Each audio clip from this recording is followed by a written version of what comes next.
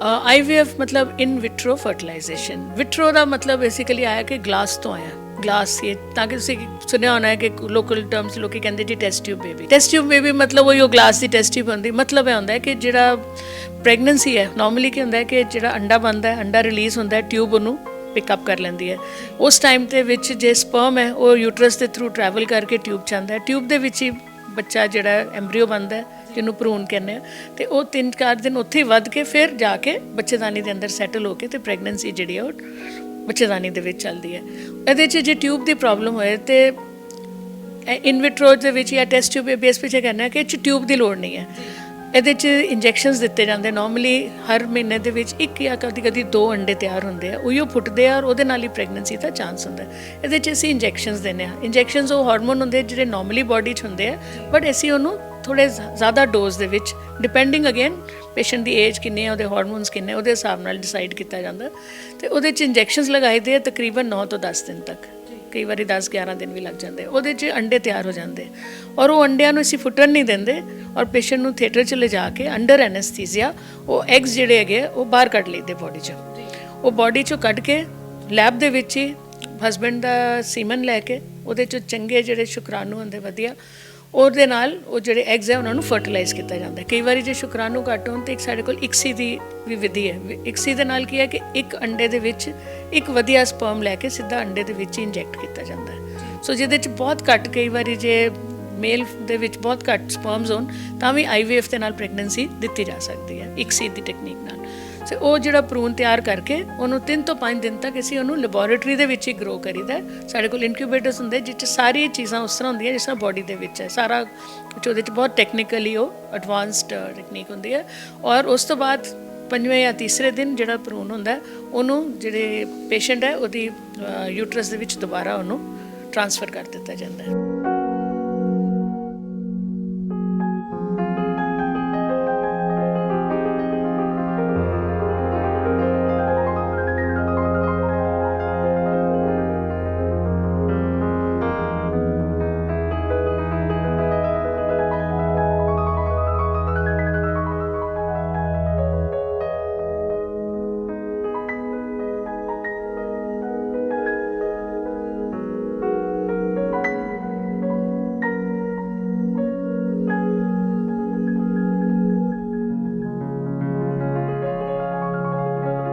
ਸਤਿ ਸ਼੍ਰੀ ਅਕਾਲ, ਤੁਸੀਂ ਦੇਖ ਰਹੇ ਹੋ ਪੰਜਾਬੀ ਬੁਲੇਟਿਨ ਤੇ ਮੈਂ ਹਾਂ ਮਨਪ੍ਰੀਤ ਕੌਰ। ਬਹੁਤ ਸਾਰੇ ਲੋਕ ਇਸ ਦੁਨੀਆ ਦੇ ਵਿੱਚ ਅਜਿਹੇ ਨੇ ਜੋ ਕਿ ਫਿਜ਼ੀਕਲ ਪ੍ਰੋਬਲਮਸ ਦੇ ਕਰਕੇ ਆਪਣੀ ਫੈਮਿਲੀ ਪਲੈਨਿੰਗ ਦੇ ਵਿੱਚ ਉਹਨਾਂ ਨੂੰ ਕਾਫੀ ਜ਼ਿਆਦਾ ਪ੍ਰੋਬਲਮ ਆਉਂਦੀ ਹੈ, ਕਾਫੀ ਜ਼ਿਆਦਾ ਦਿੱਕਤਾਂ ਦਾ ਸਾਹਮਣਾ ਕਰਨਾ ਪੈਂਦਾ ਹੈ। ਸੋ ਉਸੇ ਦੇ ਬਾਬਤ ਅੱਜ ਅਸੀਂ ਗੱਲਬਾਤ ਕਰਾਂਗੇ ਔਰ ਅਸੀਂ ਅੱਜ ਪਹੁੰਚੇ ਹਾਂ Shivam fertility and IVF centre ਦੇ ਵਿੱਚ। ਸਾਡੇ ਨਾਲ ਨੇ ਡਾਕਟਰ ਸੰਗੀਤਾ ਕਪੂਰ ਜੀ। ਉਹਨਾਂ ਦੇ ਨਾਲ ਅਸੀਂ ਗੱਲਬਾਤ ਕਰਦੇ ਹਾਂ ਅਤੇ ਜਾਣਦੇ ਹਾਂ ਕਿ ਕੀ ਪ੍ਰੋਬਲਮਸ ਲੋਕਾਂ ਨੂੰ ਆਉਂਦੀਆਂ ਨੇ ਅਤੇ IVF ਸੈਂਟਰਸ ਜਿਹੜੇ ਨੇ ਕਿਸ ਤਰੀਕੇ ਦੇ ਨਾਲ ਵਰਕਿੰਗ ਕਰਦੇ ਨੇ। ਸੋ ਸਭ ਤੋਂ ਪਹਿਲਾਂ ਤਾਂ ਮੈਮ ਬਹੁਤ-ਬਹੁਤ ਸਵਾਗਤ ਹੈ ਜੀ। ਥੈਂਕ ਯੂ ਜੀ, ਨਮਸਕਾਰ ਜੀ। ਤੋ ਸਭ ਤੋਂ ਪਹਿਲਾਂ ਮੈਮ ਇਹ ਦੱਸ ਦਿਓ ਕਿ ਜਿਹੜੇ IVF ਸੈਂਟਰਸ ਨੇ ਇਹ ਕਿਸ ਤਰੀਕੇ ਦੇ ਨਾਲ ਵਰਕਿੰਗ ਜਿਹੜੇ ਕਰਦੇ ਨੇ। ਬੇਟੇ ਜਿਹੜੇ IVF ਸੈਂਟਰ ਜਿਸ ਤਰ੍ਹਾਂ ਤੁਸੀਂ ਪਹਿਲੇ ਕਿਹਾ ਕਿ ਹਸਪੀਟਲ ਦਾ ਨਾਮ ਹੈ Shivam fertility and IVF centre. Fertility ਮਤਲਬ ਫਰਟੀਲਿਟੀ ਦੇ ਕੰਸਰਨ ਜਿੰਨੀਆਂ ਵੀ ਸਰਵਿਸਿਜ਼ ਹੈਗੀਆਂ ਉਹ ਅਸੀਂ ਸਾਰੀਆਂ ਇਸ ਰੂਫ ਦੇ ਅੰਡਰ ਦੇ ਰਹੇ ਹਾਂ। Plus we have the facility of IVF ਜਿਹੜਾ ਹੈ ਉਹ ਇੱਕ ਐਡਵਾਂਸ ਟੈਕਨੀਕ ਹੈ, ਜਦ ਕਿ ਜਿਹਦੇ ਵਿੱਚ ਜਿਹੜੇ ਪੇਸ਼ੈਂਟਸ ਦੇ ਵਿੱਚ ਦੂਸਰੇ ਤਰੀਕਿਆਂ ਨਾਲ ਪ੍ਰੈਗਨੈਂਸੀ ਨਹੀਂ ਹੋ ਪਾਉਂਦੀ ਜਾਂ ਜਿਨ੍ਹਾਂ 'ਚ ਇਹੋ ਜਿਹੀ ਦਿੱਕਤਾਂ ਹੁੰਦੀਆਂ ਜਿਸ ਤਰ੍ਹਾਂ ਕਿ ਟਿਊਬਸ ਦੀ ਪ੍ਰੋਬਲਮ ਹੈ, ਟਿਊਬਸ ਬੰਦ ਹੈ। ਜੇ ਟਿਊਬ ਬੰਦ ਹੋਏ ਤਾਂ ਦੂਸਰੇ ਤਰੀਕੇ ਨਾਲ ਪ੍ਰੈਗਨੈਂਸੀ ਹੋਣਾ ਬਹੁਤ ਮੁਸ਼ਕਿਲ ਹੁੰਦਾ। ਇਸ ਪਿੱਛੇ ਉਹੋ ਜਿਹੇ ਕੇਸਿਸ ਦੇ ਵਿੱਚ ਅਸੀਂ IVF ਕਰਦੇ ਹਾਂ। ਸੋ ਸਾਡਾ ਜਿਹੜਾ ਸੈਂਟਰ ਹੈ ਅਸੀਂ ਸਿੰਪਲ, ਕਈ ਵਾਰੀ ਬਹੁਤ ਛੋਟੀਆਂ ਪ੍ਰੋਬਲਮਸ ਹੁੰਦੀਆਂ ਜਿਹੜੀਆਂ ਮੈਡੀਸਨਸ ਨਾਲ ਹੱਲ ਹੋ ਜਾਂਦੀਆਂ। ਔਰ ਸੋ ਸਾਡੇ ਕੋਲ ਪੇਸ਼ੈਂਟ ਜਿਹੜੇ ਹੈ ਉਹ ਹਰ ਤਰ੍ਹਾਂ ਦੇ ਆਉਂਦੇ, ਜਿਨ੍ਹਾਂ 'ਚ ਬਹੁਤ ਬੇਸਿਕ ਟਰੀਟਮੈਂਟ ਨਾਲ ਵੀ ਕੰਸੀਵ ਕਰਦੇ, ਥੋੜ੍ਹੀ ਐਡਵਾਂਸ ਟਰੀਟਮੈਂਟ ਜਿਸ ਤਰ੍ਹਾਂ IUI ਹੈ ਜਾਂ ਥੋੜ੍ਹੇ ਹੋਰ ਹੈ, ਜਾਂ ਜਿਨ੍ਹਾਂ ਨੂੰ ਲੋੜ ਹੁੰਦੀ ਹੈ ਉਹਨਾਂ 'ਚ IVF ਤੱਕ ਜਾ ਕੇ। So we have a complete centre, ਸਾਰਾ ਕੁਝ ਅਸੀਂ ਕਰਦੇ ਹਾਂ ਜੀ। ਸੋ ਮੇਜਰ ਪ੍ਰੋਬਲਮਸ ਕਿਹੜੀਆਂ ਹੁੰਦੀਆਂ ਨੇ ਜਿਨ੍ਹਾਂ ਦੇ ਕਰਕੇ ਲੋੜ ਪੈਂਦੀ ਹੈ ਕਿ ਅੱਗੋਂ IVF ਜਿਹੜਾ ਕਰਨ ਦੀ ਜ਼ਰੂਰਤ ਪੈਂਦੀ ਹੈ? ਕਿਹੜੀਆਂ ਮੇਜਰ ਪ੍ਰੋਬਲਮਸ ਨੇ ਉਹ? ਮੋਸਟਲੀ ਜਿਹੜੀਆਂ ਸਭ ਤੋਂ ਕਾਮਨ, ਦੇਖੋ ਨਾਰਮਲੀ ਕੀ ਹੁੰਦਾ ਹੈ ਕਿ 25% ਪ੍ਰੋਬਲਮਸ 'ਚ ਫੀਮੇਲ ਦੇ ਵਿੱਚ ਪ੍ਰੋਬਲਮ ਹੁੰਦੀ ਹੈ, 25% 'ਚ ਮੇਲ 'ਚ ਪ੍ਰੋਬਲਮ ਹੁੰਦੀ ਹੈ, ਔਰ 30-40% ਉਹ ਜਿਹੇ ਦਿਨਾਂ 'ਚ ਦੋਨੋਂ ਪ੍ਰੋਬਲਮ ਹੁੰਦੀ, ਥੋੜ੍ਹੀ ਮੇਲ ਦੀ ਪ੍ਰੋਬਲਮ ਹੈ, ਥੋੜ੍ਹੀ ਫੀਮੇਲ ਦੀ। ਔਰ ਕੁਛ 1% ਹੈਗੇ ਆ ਅਬਾਊਟ 10%, 15% ਜਿਨ੍ਹਾਂ 'ਚ ਕੋਈ ਪ੍ਰੋਬਲਮ ਸਾਨੂੰ ਨਹੀਂ ਮਿਲਦੀ, ਬਟ ਸਟਿਲ ਫਿਰ ਉਦੋਂ ਅਸੀਂ ਟਰੀਟਮੈਂਟ ਥੋੜ੍ਹਾ ਡਿਫਰੈਂਟ ਤਰੀਕੇ ਨਾਲ ਕਰੀਦਾ ਕਿ ਜੋ ਨੈਚੁਰਲ ਪ੍ਰੋਸੈਸ ਹੈ ਉਹਨੂੰ ਥੋੜ੍ਹਾ ਇਨਹਾਂਸ ਕਰਕੇ ਟਰੀਟਮੈਂਟ ਕਰੀਦਾ। ਸੋ ਪ੍ਰੋਬਲਮਸ ਜਿਹੜੀਆਂ ਮੇਲਸ ਦੇ ਵਿੱਚ ਹੈਗੀਆਂ ਸਪਰਮ ਰਿਲੇਟਡ ਹੈ, ਕਾਊਂਟ ਘੱਟ ਹੈ ਜਾਂ ਇਨਫੈਕਸ਼ਨ ਕਰਕੇ ਹੈ ਜਾਂ ਹੋਰ ਸਾਈਕੋਲੋਜੀਕਲ ਕਈ ਵਾਰੀ ਫਿਜ਼ੀਕਲ ਪ੍ਰੋਬਲਮਸ ਹੁੰਦੀਆਂ। ਫੀਮੇਲਸ ਦੇ ਵਿੱਚ ਜਿਹੜੀ ਕਾਮਨੈਸਟ ਪ੍ਰੋਬਲਮ ਹੈਗੀ ਹੈ ਉਹ ਐਗ ਬਣਨ ਦੀ ਪ੍ਰੋਬਲਮ ਹੁੰਦੀ ਹੈ। ਐਗ ਬਣਨ ਦੀ ਪ੍ਰੋਬਲਮ ਜਿਹਨੂੰ ਅਸੀਂ ਓਵੂਲੇਸ਼ਨ ਕਹਿੰਦੇ ਹਾਂ, ਔਰ ਉਹਦੇ 'ਚ ਯੰਗ ਲੜਕੀਆਂ ਦੇ ਵਿੱਚ ਇੱਕ PCOD ਅੱਜ ਕੱਲ੍ਹ ਬਹੁਤ ਕਾਮਨ ਹੈ, ਜਿਹਦੇ 'ਚ ਕਿਹਾ ਜਾਂਦਾ ਕਿ ਅੰਡੇ ਬਹੁਤ ਜ਼ਿਆਦਾ ਹੈ। ਕਈ ਵਾਰੀ ਪੇਸ਼ੈਂਟ ਨੂੰ ਲੱਗਦਾ ਜੀ ਮੇਰੇ ਅੰਡੇਦਾਨੀਆਂ 'ਚ ਰਕਸੌਲੀਆਂ, ਬਟ ਉਹ ਰਕਸੌਲੀਆਂ ਨਹੀਂ ਹੁੰਦੀ, ਉਹ ਐਕਸਟਰਾ ਅੰਡੇ ਹੁੰਦੇ ਆ, ਜਿਨ੍ਹਾਂ ਕਰਕੇ ਥੋੜ੍ਹਾ ਨੋਰਮਲੀ ਇੱਕ ਐਗ ਜਿਹੜਾ ਬਣਦਾ ਫॉर ਪ੍ਰੈਗਨੈਂਸੀ ਉਹਦੇ 'ਚ ਮੁਸ਼ਕਿਲ ਆਉਂਦੀ ਹੈ। ਇਹੋ ਜਿਹੀਆਂ ਕੰਡੀਸ਼ਨਸ ਜਿਹੜੀਆਂ ਕਾਫੀ ਕਾਮਨ ਹੈ, ਸਪੈਸ਼ਲੀ ਅੱਜ ਦੇ ਟਾਈਮ 'ਚ, ਬਿਕੋਜ਼ ਇਹ ਲਾਈਫ ਸਟਾਈਲ ਡਿਜ਼ੀਜ਼ ਹੈ। ਅੱਜ ਕੱਲ੍ਹ ਦਾ ਜਿਹੜਾ ਹੈਗਾ ਥੋੜ੍ਹਾ ਵੇਟ ਪੁੱਟ ਔਨ ਜ਼ਿਆਦਾ ਹੋ ਜਾਂਦਾ ਹੈ, ਡਾਇਟ ਐਕਸਰਸਾਈਜ਼ ਘੱਟ ਹੈ, ਡਾਇਟ ਜਿਹੜੀ ਹੈ ਉਹ ਇੰਨੀ ਹੈਲਦੀ ਨਹੀਂ ਹੈ, ਇਹ ਸਾਰੀਆਂ ਚੀਜ਼ਾਂ ਰਿਸਪੋਂਸੀਬਲ ਹੈ।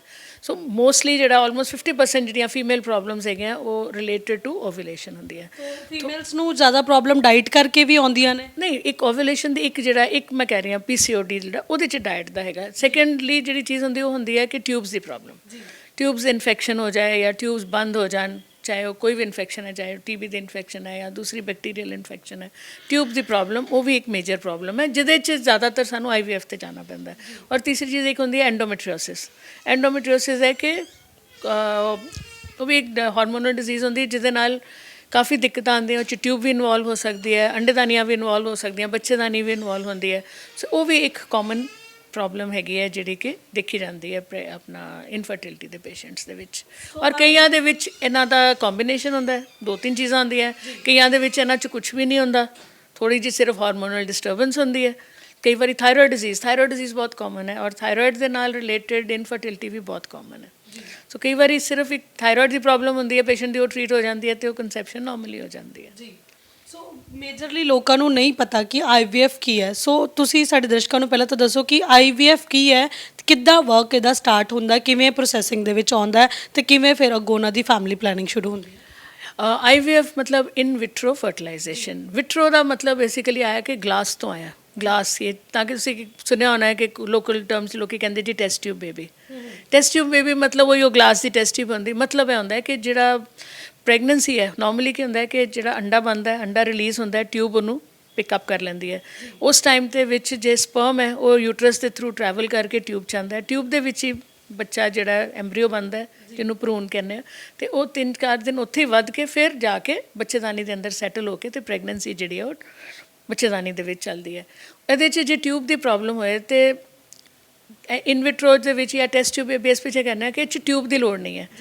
ਇਹਦੇ 'ਚ ਇੰਜੈਕਸ਼ਨਸ ਦਿੱਤੇ ਜਾਂਦੇ, ਨਾਰਮਲੀ ਹਰ ਮਹੀਨੇ ਦੇ ਵਿੱਚ 1 ਜਾਂ ਕਦੀ 2 ਅੰਡੇ ਤਿਆਰ ਹੁੰਦੇ ਆ, ਉਹੀਓ ਫੁੱਟਦੇ ਆ ਔਰ ਉਹਦੇ ਨਾਲ ਹੀ ਪ੍ਰੈਗਨੈਂਸੀ ਦਾ ਚਾਂਸ ਹੁੰਦਾ।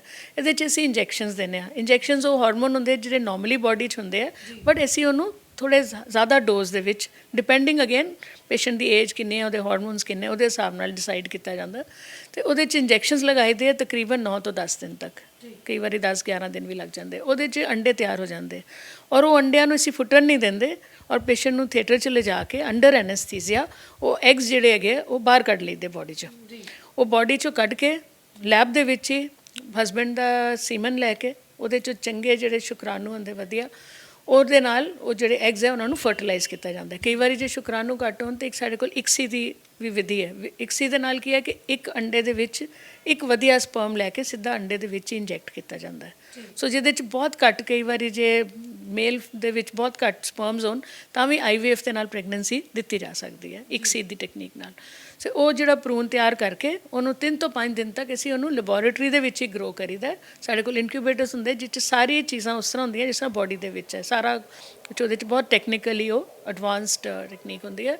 ਔਰ ਉਸ ਤੋਂ ਬਾਅਦ 5ਵੇਂ ਜਾਂ ਤੀਸਰੇ ਦਿਨ ਜਿਹੜਾ ਭਰੂਣ ਹੁੰਦਾ ਉਹਨੂੰ ਜਿਹੜੇ ਪੇਸ਼ੈਂਟ ਹੈ ਉਹਦੀ ਯੂਟਰਸ ਦੇ ਵਿੱਚ ਦੁਬਾਰਾ ਉਹਨੂੰ ਟ੍ਰਾਂਸਫਰ ਕਰ ਦਿੱਤਾ ਜਾਂਦਾ ਹੈ।